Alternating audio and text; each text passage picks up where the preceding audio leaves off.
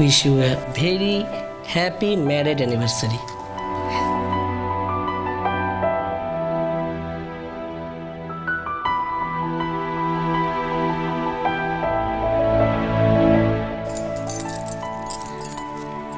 তোমাকেও।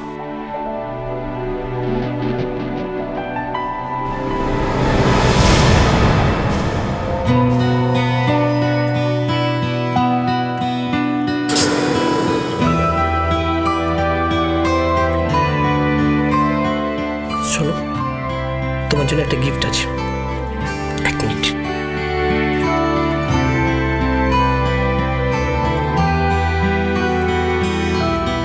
এটা তোমার জন্য।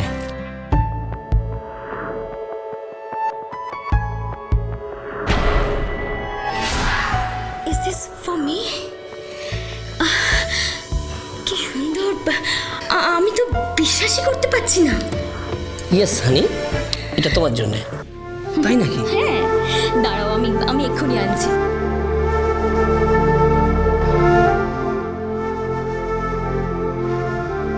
এই দেখো, এটা দেখো না, দেখো, খুলে দেখো। এটা আমি নিজে হাতে বানিয়েছি কিন্তু। তাই নাকি? ভালো হয়েছে? এরকম ভাবে বলছো কেন? আমার শিল্পা আমার জন্য এত যত্ন করে একটা সোয়েটার বানিয়েছে, সেটা খারাপ হতে পারে? It's just awesome. তাহলে পরে দেখো, দেখি ফিট হলো কিনা। পরো। পরবো পরবো, তবে তার আগে কিছু দরকারি কাজ আছে, বুঝলে? কি কি?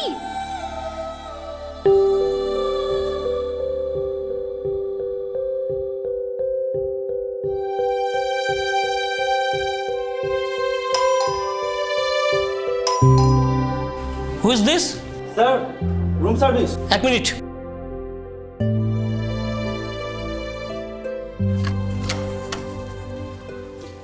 আসুন।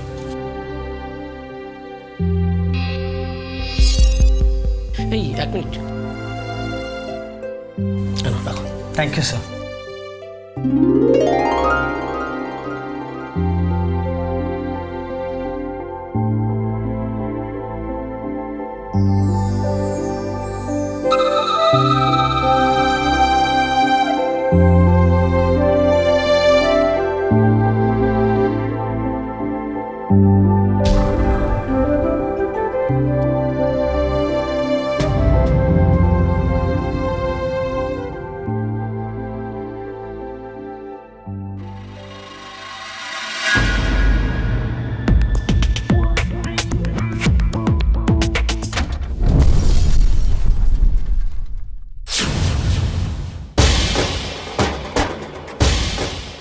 স্যার, দরজা খুলুন।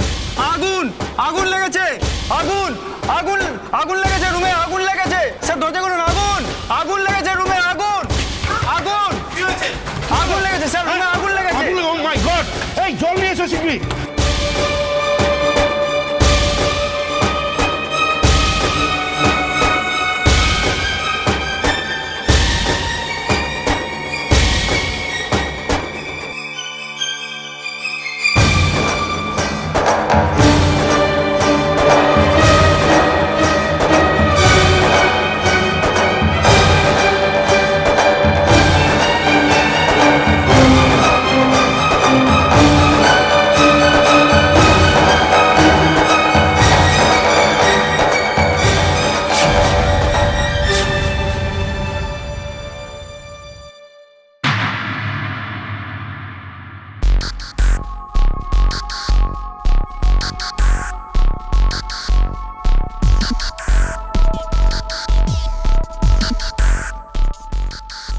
কি করছো ভালো করে?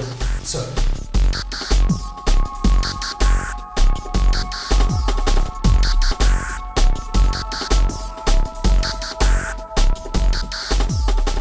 অনিল বাবু, ইয়েস স্যার।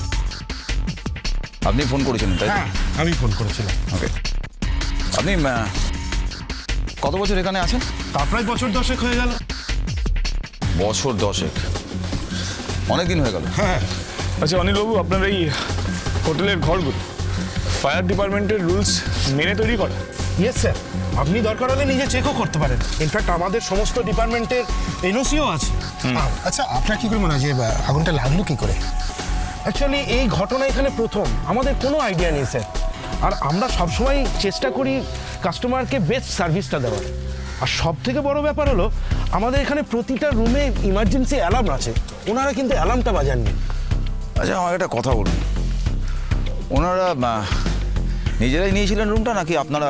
না, ওনারা নিজেরাই প্রাইভেট এই শ্যুটটা সিলেক্ট করেছিলেন। অ্যাকচুয়ালি ওনাদের অ্যানিভার্সারি সেলিব্রেট করছিলেন গতকাল, আর আমাদেরও বলে দিয়ে দিয়েছিলেন যে ওনাদের ওদিকে যেন কেউ ডিস্টার্ব না করে, তাই আমরাও কোনো কারণ ছাড়া ওদিকে যাইনি। ওকে, ঠিক আছে, আপনার সাথে পরে কথা বলছি। স্যার, আপনার কি মনে হয় এটা কোনো দুর্ঘটনা, মানে ওই শর্ট সার্কিট বা ওরকম জাতীয় কিছু? না না সত্যি, আমার বরঞ্চ উল্টোটাই মনে হচ্ছে।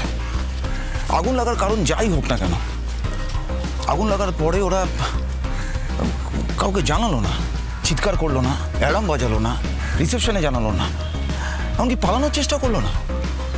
আর ডেড বডিটা দেখে মনে হচ্ছে যে আগুন লাগার পরে ওরা নিশ্চিত ঘুমোচ্ছিল, দরজা খোলারও চেষ্টা করেনি। কেন? যদি আত্মহত্যাই করে থাকে তাহলে এরকমভাবে কেন? অন্য অনেক পদ্ধতি ছিল। স্যার, গৌতম বাবু কলকাতার খুব নাম করা একজন বিজনেসম্যান। আমাদের কাছে ইনফরমেশন আছে এর আগেও দুবার গৌতম বাবুর ওপর হামলা করা হয়েছিল, তোলাবাজি কেস। স্যার আমার মনে হচ্ছে এটা অন্য কারোর প্ল্যান নয় তো। তার মানে বাইরের থেকে কেউ সেটা? রাইট। এক্সকিউজ মি, আপনাকে আরেকটা কথা ইম্পর্টেন্ট কোশ্চেন করা হয়নি, সেটা যে আপনাদের স্টাফ বা আপনারা কেউ গেস্ট ছাড়া অন্য কাউকে হোটেলে আসতে দেখেছেন, মানে সন্দেহজনক কাউকে? না স্যার, আমি সব স্টাফের সাথে কথা বলে দেখলাম স্যার, রুমে সন্দেহজনক কাউকে ঢুকতে দেখা যায়নি। ইনফ্যাক্ট রুমে কেউ ঢোকেইনি। আপনাদের সিসিটিভি রেকর্ডস আছে? হ্যাঁ স্যার, চেক করবো। Sure, please. এই হোটেলের সমস্ত ইলেকট্রিক্যাল পয়েন্টগুলো চেক করতে চাই। এটা সত্যি শর্ট সার্কিট নাকি অন্য কিছু? সব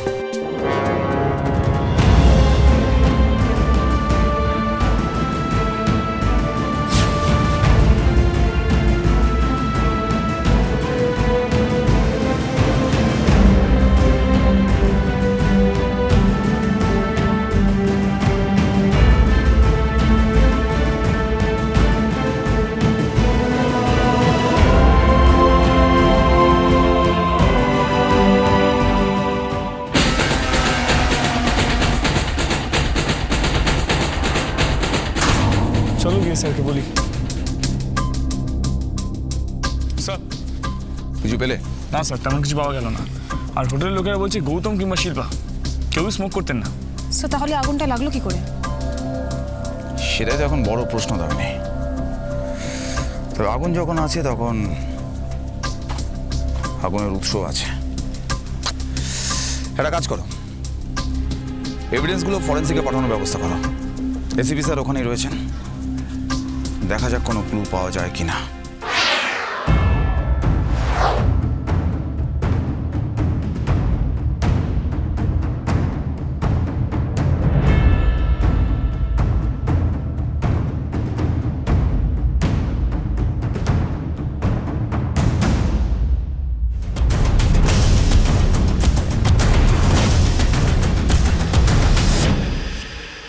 কি বুঝছো ডাক্তার?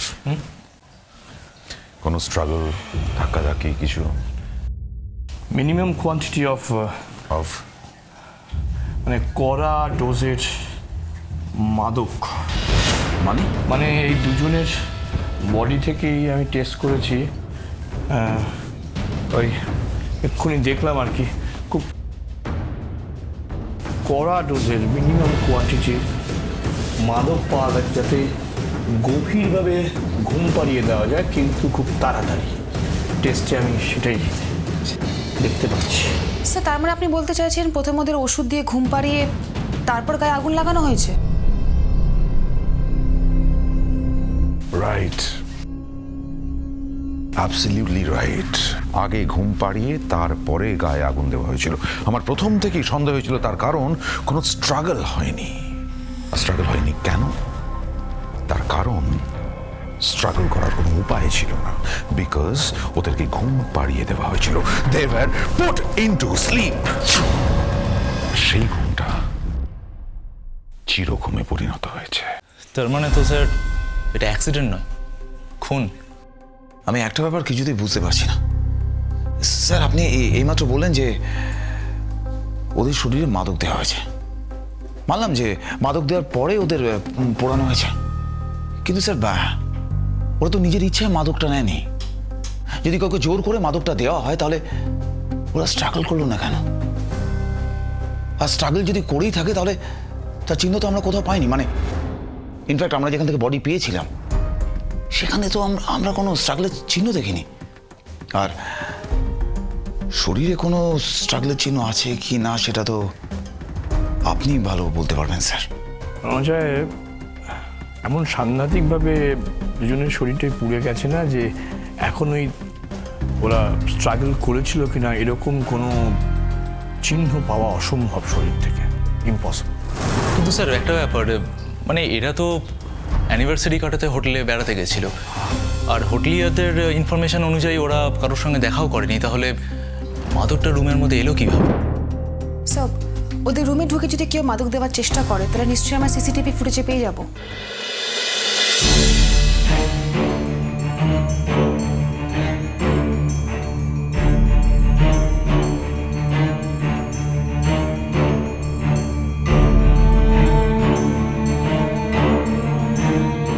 না স্যার, কোনো ক্লুই পেলাম না। বোঝাই যাচ্ছে না যে বাইরে দিয়ে কোনো লোক ঢুকলো কিভাবে। কিন্তু কেউ না কেউ তো ঘরে ঢুকেছে স্যার প্রশ্নটা হচ্ছে কিভাবে ঢুকলো আর শরীরের মধ্যে মাদকটা ঢোকালো কি করে? স্যার স্যার এমন তো হতে পারে যে কোনো মানে গোপন রাস্তা দিয়ে ঢুকলো যেখানে কোনো সিসিটিভি ক্যামেরা নেই, আবার স্যার কালপ্রিট কাজ করে সেই একই রাস্তা দিয়ে বেরিয়ে গেছে।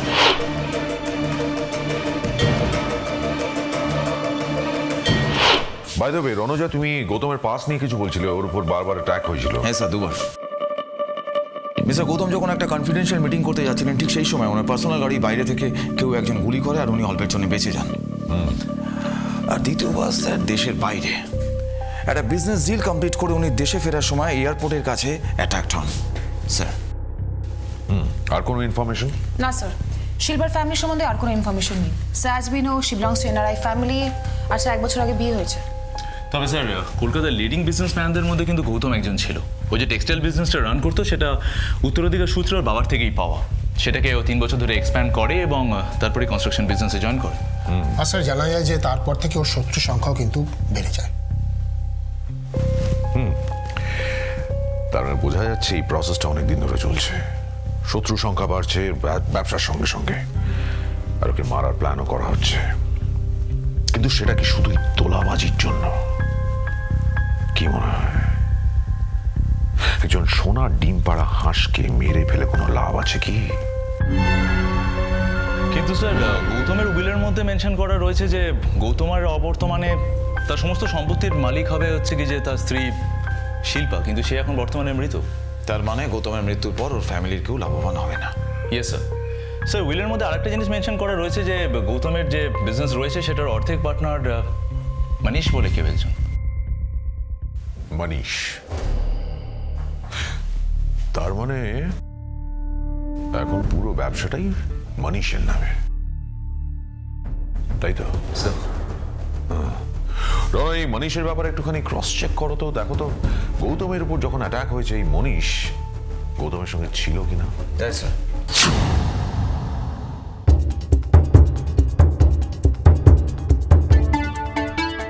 স্যার অন্যান্য দিনের মতো মনীষ গৌতমের সাথে ছায়ার মতো লেগে থাকলেও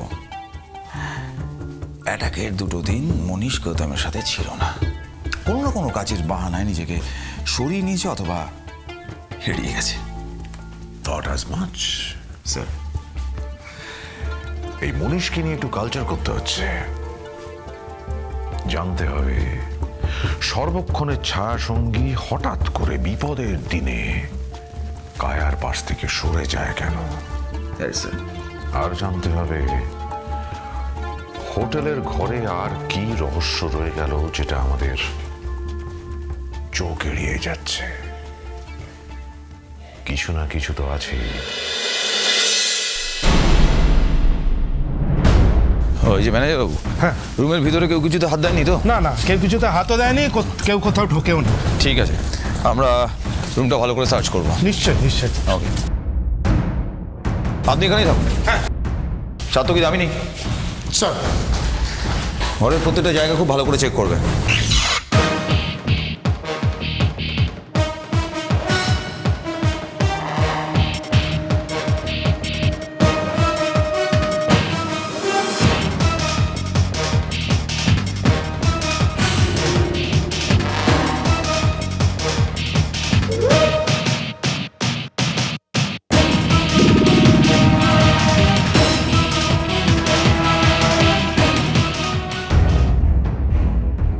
সাথে কি কিছু পেলে? স্যার এখানে তো তেমন কিছুই পাচ্ছি না স্যার। তাহলে কালপ্রিট ঘরের মধ্যে ঢুকে বিষটা দিল কিভাবে? স্যার, কফিতে মেশানো ছিল। হোয়াট?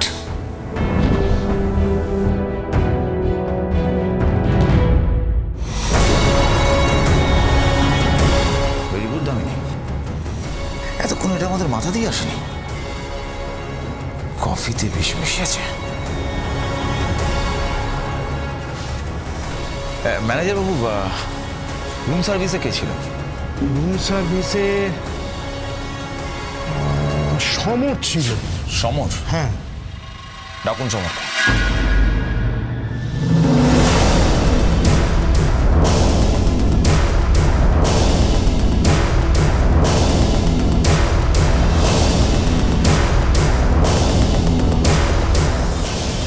সরি, আমার জন্য আপনাদের একটু ওয়েট করতে হলো। না, ইটস ওকে। অ্যাকচুয়ালি আমরা এখানে এসেছি ওই গৌতমের কেসের ব্যাপারে তো। আসলে এর আগেও বহুবার অনেকে এসেছে তো, তাই দ্রুত বুঝে গেছি। স্বাভাবিকভাবেই সবাই মনে করে যে ওর পুরো বিজনেসটা আমি একা পাওয়ার জন্যে ওকে বারবার টার্গেট করেছি বা করছি আর কি। কিন্তু সেটা কি স্বাভাবিক নয়? না, একদমই নয়। অন্তত আমার এই পাশে এসে বসলে তো একেবারেই নয়। কারণ এত বড় বিজনেসটা আমার একার পক্ষে চালানো পসিবল নয়। আর তাছাড়া গৌতম একজন খুব এফিশিয়েন্ট বিজনেসম্যান। আর আমাদের মধ্যে এমন কোনো শত্রুতা ছিল না যার জন্য আমি ওকে খুন করব। আসুন, এই দেখুন, এখানে স্পষ্ট লেখা আছে যে ওই বিজনেসটা ছেড়ে যেতে চাইছিল। কিন্তু কেন? আসলে বারবার ওর কাছে থ্রেডনিং কল মেসেজ আসতো ওই টাকা চেয়ে। তাছাড়া পর দুবার ওর ওপর হামলা হয়েছে। তাই ও আর ওর ফ্যামিলির কথা ভেবে রিস্ক নিতে চাইছিল না। চাইছিল যে ও বিজনেসটাকে ছেড়ে, মানে কনস্ট্রাকশন আর টেক্সটাইলের ব্যবসাটা ছেড়ে স্কুল বা হোটেল ম্যানেজমেন্টের মতন কোনো সেফ বিজনেস করতে। তাছাড়া এইটা দেখুন, এখানে ওর ফিউচার প্ল্যানসগুলো আছে। এই দেখুন,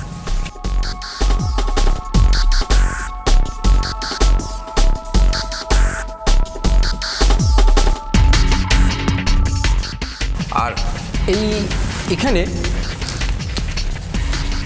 এই মেসেজটাও লাস্ট পেয়েছি আর কি। গত সপ্তাহে ওর গাড়ি থেকে ওটা ফেলে গেছে। আর তারপর তো আগামীকালের মধ্যে 10 লক্ষ টাকা চাই। বিশ্বাস করুন স্যার, আমি কিচ্ছু জানি না। আমি যাদের চিনি না, যাদের কোনোদিন দেখিনি, তাদের কফিতে ওষুধ মিশিয়ে আমি কী পাবো বলুন?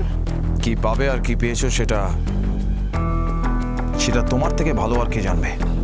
তুমি মেশাওনি, তাহলে কে মেশালো? ওই ফ্লোরে রুম সার্ভিসের দায়িত্বে কে ছিল? তুমি, তাই তো? বাট ম্যাডাম, আমি কিছু জানি না, আমি সত্যি বলছি। আমাকে আপনারা বেকার সন্দেহ করছেন। আমি কিচেন থেকে কফিটা এনে দিয়ে আমি চলে যাই। আমি বাড়ি যাবো বলে রেডি হচ্ছি, আর তখন একটা চিৎকার শুনে হঠাৎ এসে দেখি এই কাণ্ড।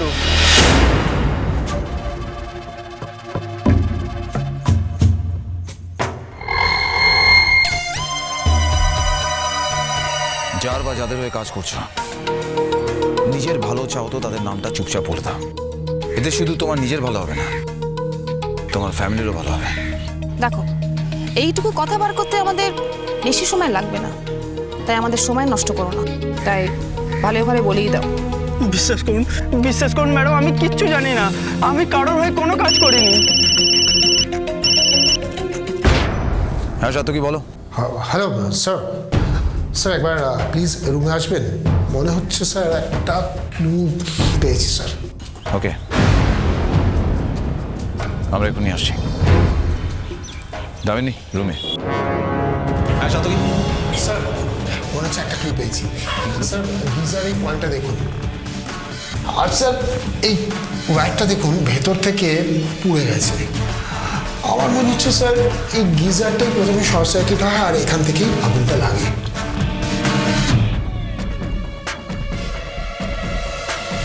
ইউর রাইট সাতকি, ওভারহিট থেকে শর্ট সার্কিট হয় আর তার থেকে আগুনটা ধরে। Right sir. একটা জিনিস ভালো করে লক্ষ্য করো, নর্মালি গিজার ইউজ করা হয় 720 ওয়ার, কিন্তু এখানে অনেক লো গেজের তার ইউজ করা হয়েছে, রাইট স্যার। আর সেটা জেনে শুনে করা হয়েছে। এর মধ্যে আপনাদের ওই রুমের গিজারকেও চেক করতে এসেছিল কোনো মেকানিক? এই খবরটা তো সিকিউরিটি বলতে পারবে। সিকিউরিটিকে ডাকুন। ওকে। আপনি এখানকার সিকিউরিটি? স্যার। আচ্ছা আমার একটা কথা বলুন, যে রুমে ঘটনাটা ঘটেছে সেই রুমের গিজারটা এর মধ্যে কোনো মেকানিক চেক করতে এসেছে? হ্যাঁ স্যার, গোপাল নামে এক মেকানিক এসেছিল সেদিন, টপ লাইট ইলেকট্রনিক্স থেকে। অ্যাড্রেসটা দিতে পারবেন? এক্সকিউজ মি, কি চাই আপনাদের বলুন। সিআইডি, কাল আপনাদের এখান থেকে হোটেল নিয়নে গোপাল নামে কাউকে পাঠানো হয়েছিল। হোটেল নিয়ন? হ্যাঁ, কিন্তু কেন স্যার? আচ্ছা ওখান থেকে কেউ কি আপনাদের এই গিজার সারানোর জন্য কল করেছিল? না স্যার, সেটা তো আমি বলতে পারবো না। তাহলে কে বলতে পারবে? আসলে গোপাল কালকে একটা ফোন পেয়েছিল, কিন্তু সেটা কার ফোন আমি জানি না, আমি তখন দোকানে ছিলাম না। তবে ও ফোনটা পেয়েই চলে যায়, আমি ফিরে এসে সব শুনি। এই গোপাল এখন কোথায়? ও তো আজকে ছুটি নিয়েছে। সেটাই স্বাভাবিক। আচ্ছা গোপালের ব্যাকগ্রাউন্ড সম্বন্ধে আপনি কিছু বলতে পারবেন? স্যার দেখুন, ও তো মাত্র 3 দিন হলো কাজে জয়েন করেছে। আসলে আমাদের একটা পুরনো মেকানিক হঠাৎ করে কাজ ছেড়ে দেয়, ওকে নিয়েছি, কিন্তু ও তো এখনো ওর ফটো আইডি কার্ড কিছু জমা দেয়নি। আচ্ছা, আপনি আমাদের এই গোপালের ঠিকানা আর ওর মুখের বর্ণনাটা একটু দিন।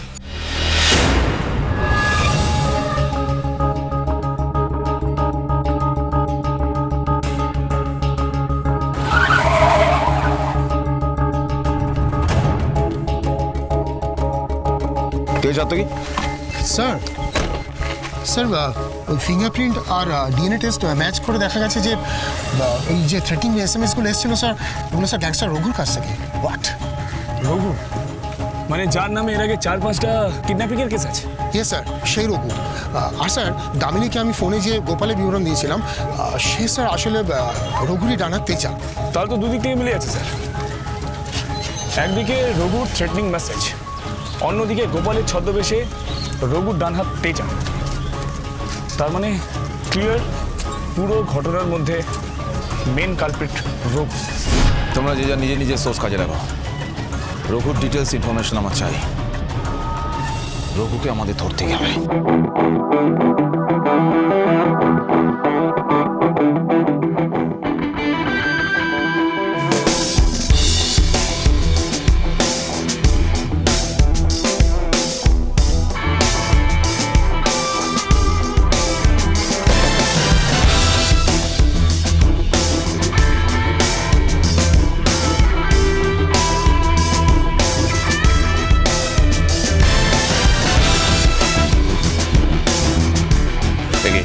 অনেকক্ষণ তো হয়ে গেল, রঘু কোথায়? স্যার প্রতিদিন তো এই সময় এখানেই থাকে, আজ এত দেরি হচ্ছে কেন বুঝতে পারছি না। আমাদের এখানে এসে যাওয়ার খবরটা লিক হয়ে যায়নি তো? স্যার সত্যি কথা বলছি, এ কথা আমি ছাড়া আমার ছায়াও জানে না। আজ একটা বিজনেসম্যানের থেকেও টাকা নেওয়ার কথা আছে। খবরটা পাক্কা? একদম পাক্কা স্যার।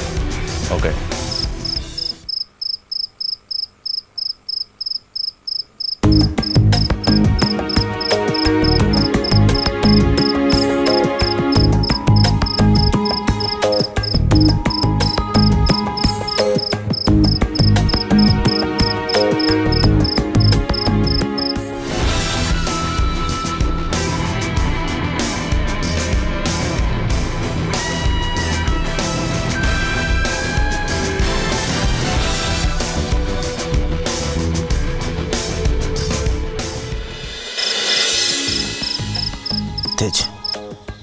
বারের মধ্যে কিছু নেই।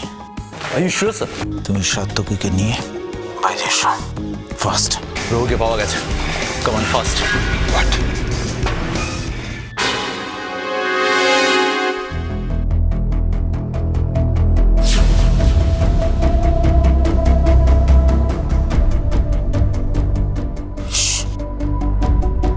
বি কেয়ারফুল, ওদেরকে হাতে নাতে ধরতে হবে।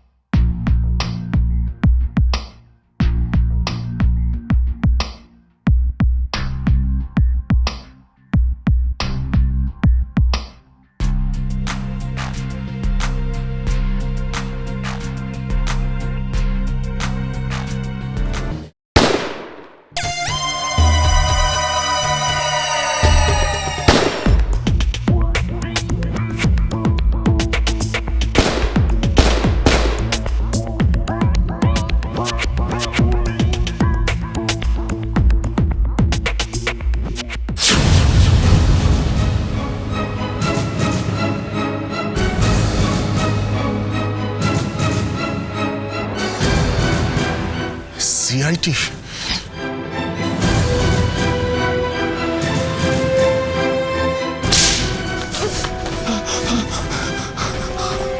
বল, গৌতম আর ওর স্ত্রীকে কেন খুন করেছিস? না স্যার, আমি কেন খুন করবো স্যার? আমি কোনো খুন করিনি স্যার। সত্যি করে বল, নাহলে ওকে পাঠানো তোর থ্রেটেনিং চিঠিতে হাতের ফিঙ্গারপ্রিন্ট এলো কোথা থেকে? হ্যাঁ, আমি স্বীকার করছি, চিঠিটা আমি পাঠিয়েছিলাম। কিন্তু স্যার, আমার খুন করে কি লাভ আছে স্যার? আমি তো ওনার কাছে টাকা চাইব, টাকা পাবো। আমি কেন খুন করবো স্যার? তেজাকে ইলেকট্রিশিয়ান করে কে পাঠিয়েছিল? তেজা তো তোর দলের লোক। তেজা? হ্যাঁ, তেজা আমারই গ্যাংয়ের লোক, কিন্তু কিন্তু ও 2 মাস আগে গ্যাং ছেড়ে পালিয়েছে। আমি সত্যি বলছি স্যার। বলছিস বলছিস বলছিস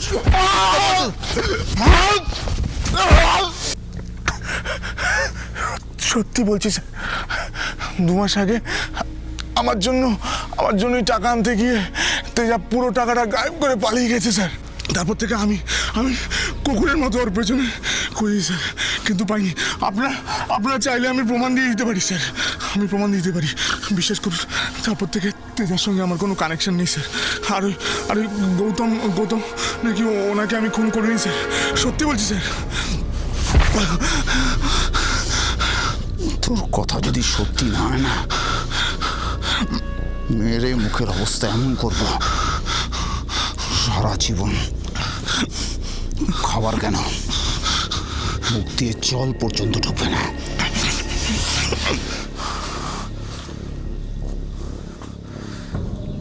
তাহলে তেজাকে কে হায়ার করলো গৌতমকে খুন করার জন্য? তেজাকে হায়ার করে এই কাজটা করানো হয়েছে। প্রশ্নটা হচ্ছে কে বা কারা এই কাজটা করিয়েছে। আর স্যার, খুনের মোটিভটা সেটা কি? আচ্ছা, তেজার কোনো ইনফরমেশন পাওয়া গেছে? নো স্যার, পুরো হাওয়ায় গেছে মনে হচ্ছে স্যার। মনে হচ্ছে আন্ডারগ্রাউন্ডে গেলে কি আছে। ওসব বললে চলবে না, তোমাদের সমস্ত সোর্স লাগিয়ে দাও। তেজাকে যে করে হোক খুঁজে বের করতে হবে, কারণ এই প্রশ্নের উত্তর একমাত্র তেজাই দিতে পারবে। তাহলে আমাদের পক্ষে এই জালটা কোটানো সম্ভব নয় স্যার। আদারওয়াইজ আমরা নিজেরাই জালে গুটিয়ে যাব। স্যার, একটা অদ্ভুত খবর পেলাম। কি বলো? স্যার, গৌতম বিদেশে পাকাপাকিভাবে সেটেলমেন্টের প্ল্যান করছিল, এমনকি সেখানেও নিজের ব্যবসা শুরু করবে বলেও ঠিক করেছিল স্যার। গৌতমের সঙ্গে এই কেসটার কি সম্পর্ক? স্যার, গৌতমের ভিসা আর পাসপোর্ট নিয়ে একটা সমস্যা ছিল, সেই জন্য একজন এজেন্টের দ্বারস্থ হয় এবং এজেন্ট তাকে কথা দিয়েছিল যে মোটা টাকা ঘুষের বিনিময়ে ও সমস্ত ব্যবস্থা করে দেবে। কিন্তু স্যার, কাজের সময় সেই এজেন্ট এই টাকা নেওয়ার কথা অস্বীকার করে। শেষের কদিন স্যার, গৌতমের সঙ্গে এই এজেন্টের খুব ঝামেলাও চলছিল। এমনকি গৌতমবাবু ঠিক করেছিলেন কি যাতে কোনো রকমভাবে এই এজেন্টকে শাস্তি দেওয়া যায়। স্যার এসো দামিনী।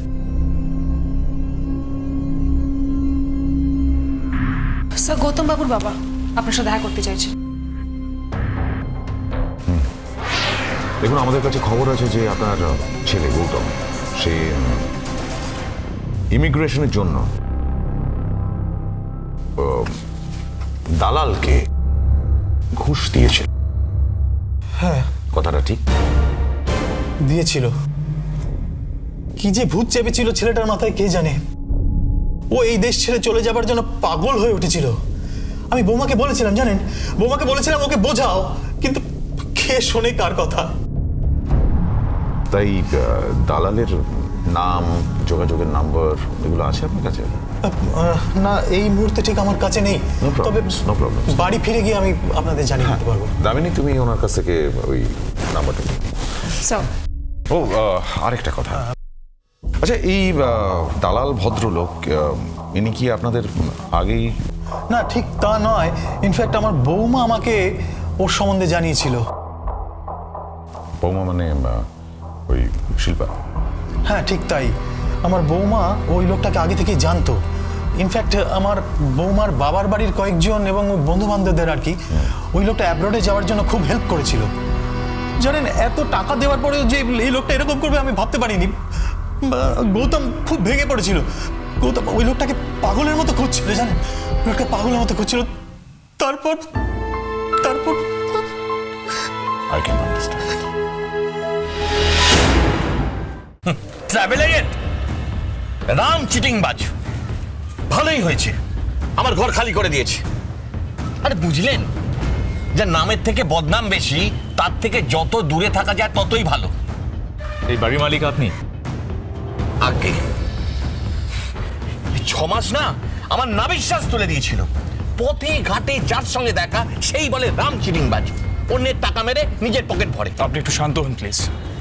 আচ্ছা, ওই লোকটার কোনো ডকুমেন্ট মানে কোনো এগ্রিমেন্ট আপনার কাছে আছে? এত বছর ধরে বাড়ি ভাড়া দিচ্ছি, এইসব কাজ করবো না? দেখান তো। দেখাচ্ছি, দাঁড়ান। এই নিন। স্যার, দেখে তো কোনো রেগুলার এজেন্ট বলে মনে হচ্ছে না, একজন দাগি ক্রিমিনাল বলে মনে হচ্ছে। স্যার, নাম তো অভিষেক দেওয়া। নামটা ফলসও হতে পারে। এনিওয়ে, আচ্ছা আপনার নামটা? আমার নাম বেনি মাধব। হ্যাঁ, বেনি বাদব বাবু। হ্যাঁ, এই ডকুমেন্টটা আমরা আমাদের সাথে রাখতে পারি? যেটা এখানে আছে সেটা আমাদের সাথে থাকলে আমাদের তদন্ত করতে একটু সুবিধা হবে। দামিনী, স্যার কি খবর পেলে অভিষেক সম্পর্কে? What information? স্যার কার কথা বলবো, অভিষেক না তন্ময়? চন্দ্রশেখর নম্বর। মানে তুমি বলছো এই অভিষেক নামটা রিয়েল নেম নয়? মানে ও বিভিন্ন জায়গায় বিভিন্নভাবে লোকজনদের ঠকিয়েছে। আচ্ছা, নানান গেট আপ, নানান ধরনের কাজ। লাস্ট টাইম যখন ওকে দেখা গেছে তখন ওই পাসপোর্ট ভিসা এজেন্টের ছদ্মবেশে আছে। Right sir.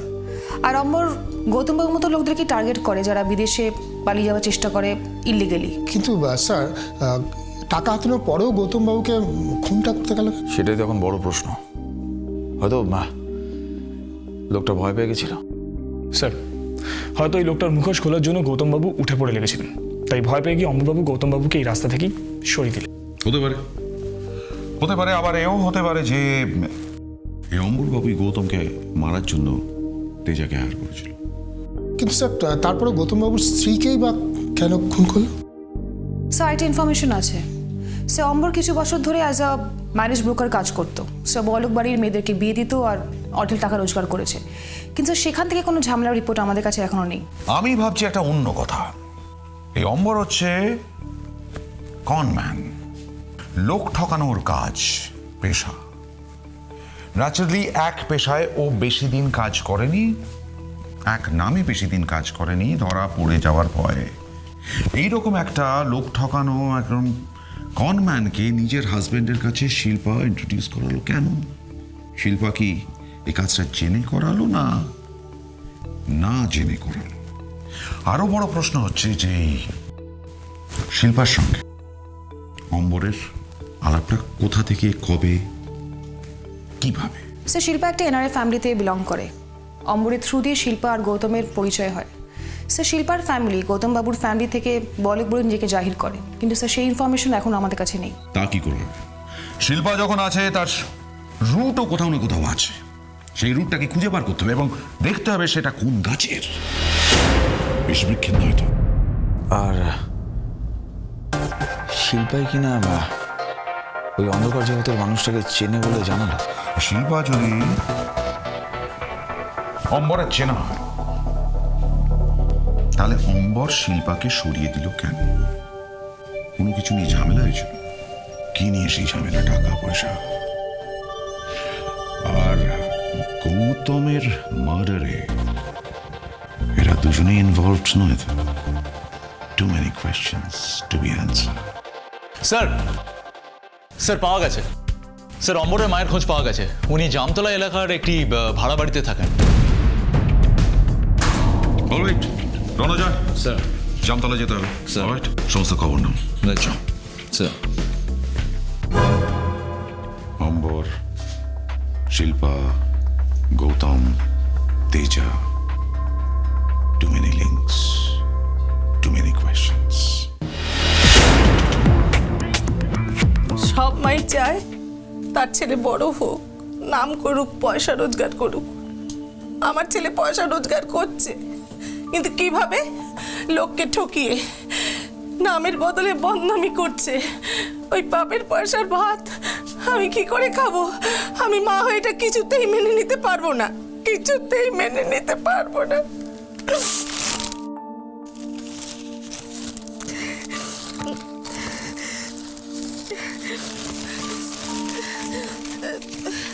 এই যে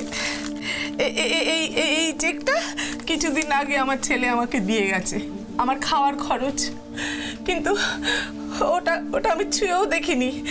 ওই পাপের পয়সার ভাত আমার কিছুতেই হজম হবে না, কিছুতেই হজম হবে না। এটা কার ছবি? এটা আমার ছেলে, বউ আর আমার নাতি অঙ্কনের ছবি।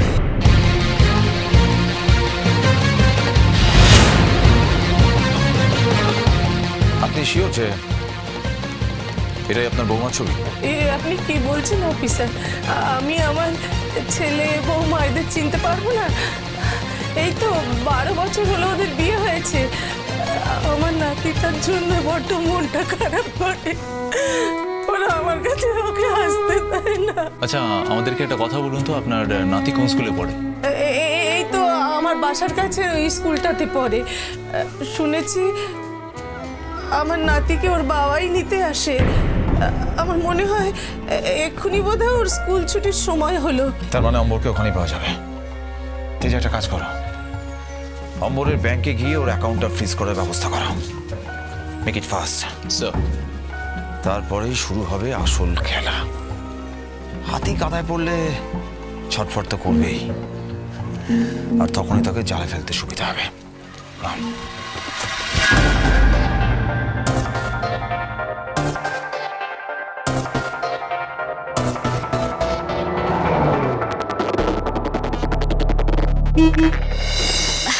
হ্যালো, হ্যাঁ হ্যালো, তুমি কোথায় আছো?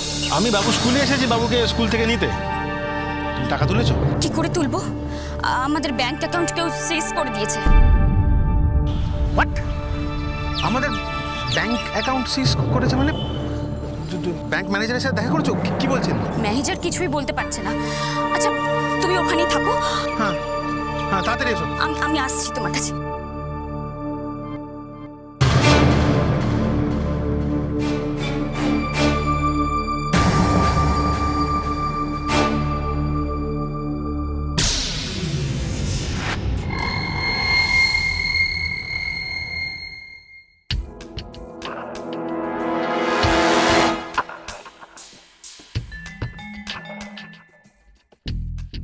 আরে তুমি চলে এসছো, খুব ভালো হয়েছে শিল্পা। জানো তো এখানে একটা প্রবলেম হয়ে গেছে। মানে আমি দারোয়ানের সাথে কথা বললাম, দারোয়ান বলছে বাবু স্কুলে নেই, কেউ ওকে নিয়ে চলে গেছে। হ্যাঁ। বাবু নেই মানে? আমি জানি না, মানে কে নিয়ে গেল ওকে? আরে কি করে বুঝবো? মানে এখানে বাবু স্কুলে নেই, কেউ নিয়ে গেছে। আর ওখানে আমার ব্যাংক অ্যাকাউন্ট কেউ সিজ করে দিয়েছে। কি হচ্ছে আমি কিছু বুঝতে পারছি না। আমার আমার মাথা কাজ করছে। আমারও আমি পাগল হয়ে যাবো জানো। বুঝতে পারছি না আমি কি করবো। আমরা কি আপনাদের হেল্প করবো?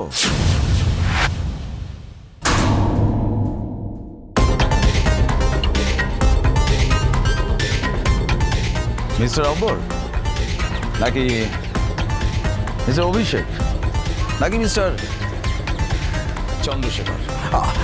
আপনার কি আরো কোনো নাম আছে? আর শিল্পা দেবী। আর আমাদের একই সাথে খুব ভালো লাগছে আর খুব খারাপ লাগছে আপনাকে বেঁচে থাকতে দেখে। শিল্পা দেবী, কে আপনারা? কি বলতে চাইছেন? কি অমর বাবু, আপনি বলবেন নাকি আমরা মুখ খুলবো? মানে মানে আমি ঠিক কিছু বুঝতে পারছি না। বুঝতে পারছেন না? আসলে আপনি এত লোক ঠকিয়েছেন না, আপনার মাথাটা ঠিক কাজ করছে না এখন। না দেখুন না, আপনার এই বাচ্চা ছেলের সামনে আপনাকে সব কিছু বোঝাবো নাকি আপনারা বিরতে যাবেন? দেখুন না, আপনাকে বোঝানোর জন্যে সিআইডির হাতে অনেকগুলো রাস্তা আছে।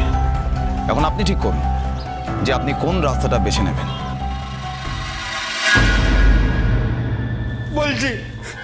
বলছি স্যার, সব বলছি।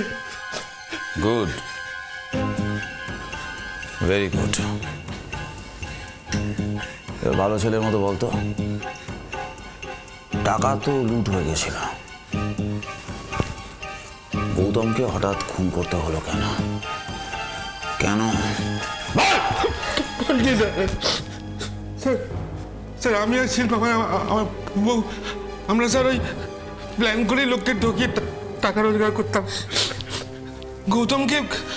গৌতমকে প্ল্যান করেই ও বিয়ে করেছিল, মানে নকল বিয়ে স্যার। তারপরে ওদের একটা ফিউচার প্ল্যান ছিল যে 1 বছর পরে ও ডিভোর্স করে দেবে আর টাকা পয়সা ক্লেম করবে। কিন্তু ও খুব ভালো লোক ছিল, ও আমাকে ভালোবেসে ফেলেছিল, কিছুতেই আমার সাথে খারাপ ব্যবহার করতো না। তখনই প্ল্যানটাকে বদলে ফেললেন, গৌতম বাবুকে ভয় দেখাতে আরম্ভ করলেন। হ্যাঁ স্যার, হ্যাঁ তাই ভয় দেখাতে হলো। ভয় দেখিয়ে আমরা গৌতমকে বিদেশে পাঠাবার ব্যবস্থা করলাম। আর এর জন্য আমি অনেক টাকা ঘুষও নিয়ে নিয়েছিলাম স্যার, অনেক টাকা। কিন্তু গৌতম তো শিল্পাকে ছাড়ছিলই না। এদিকে গৌতম টাকা নেবার জন্য অম্বরের একেবারে পেছনে লেগে পড়েছিল। তাই গৌতমকে খুন করলাম। ওকে মরতেই হলো স্যার। আমরা তেজাকে কাজে লাগিয়েছিলাম। শিল্পাই ওই হোটেলের একটা কর্নারের রুমটা ওই বুক করেছিল, আর আমি ওয়েট করছিলাম অন্য একটা ফিমেল ডেড বডি নিয়ে। আগে থেকেই ওই ডেড বডির মধ্যে ওই একই ঘুমের ওষুধ ইনজেক্ট করে রেখেছিলাম। আর আগুন লাগার একটু আগে বডিটা চেঞ্জ করে দিই। অসাধারণ, ব্রিলিয়েন্ট। স্বামী স্ত্রীর এই সম্পর্কটা নিয়ে আপনারা অসাধারণ ব্যবসা করছিলেন, কিন্তু একবারও আপনাদের মনে হলো না যে এই সম্পর্কটা নিয়ে আপনারা সমাজের সামনে কি উদাহরণ তুলে ধরছেন। যাক সেটা আপনাদের একদম ব্যক্তিগত ব্যাপার। আপনারা যা করেছেন নিজেদের স্বার্থে করেছেন, কিন্তু একবারও আপনাদের নিজেদের সন্তানের কথা মনে হলো না। আপনি তো বাবা, নিজের সন্তানের সামনে বাবা হিসেবে কি উদাহরণ তুলে ধরছেন? আর আপনি মা, তাই না? সন্তানের প্রতি এতটুকুনি মমত্ববোধ নেই আপনার? আপনাদের একবারও মনে হলো না আপনাদের যখন শাস্তি হবে তখন তার কি হবে? সে সমাজে মুখ দেখাবে কি করে? সারা জীবন ধরে সমাজের কাছে তাকে শুনে যেতে হবে তাদের বাবা মা হচ্ছে ক্রিমিনাল। আপনাদের জন্য সে কোনো অপরাধ না করেও সারা জীবন শাস্তি ভোগ করবে, আপনাদের একবার মনে হলো না বাবা মা হিসেবে? আমি জানি না আইন আপনাদের কি শাস্তি দেবে, কিন্তু এই অপরাধের জন্য কি শাস্তি হওয়া উচিত সেটাও আমার জানা নেই। Anyway, you are under arrest.